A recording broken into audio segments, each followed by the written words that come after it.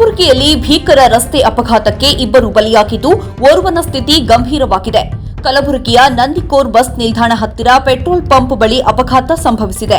ತನುಜ್, ಅಭಿಷೇಕ್ ಮೃತ ದುರ್ದೈವಿಗಳು. ಬಸ್ಗೆ ಬೈಕ್ ಡಿಕ್ಕಿ ಹೊಡೆದಿದೆ. ಡಿಕ್ಕಿ ರಭಸಕ್ಕೆ ಸವಾರ ಹಾರಿ ಬಿದ್ದಿದ್ದು ಸ್ಥಳದಲ್ಲೇ ಮೃತಪಟ್ಟಿದ್ದಾರೆ. ಬೈಕ್ ಸವಾರ ಸೇರಿ ಇಬ್ಬರು ಮೃತಪಟ್ಟರೆ ಓರ್ವ ಗಂಭೀರ ಗಾಯಗೊಂಡಿದ್ದಾನೆ.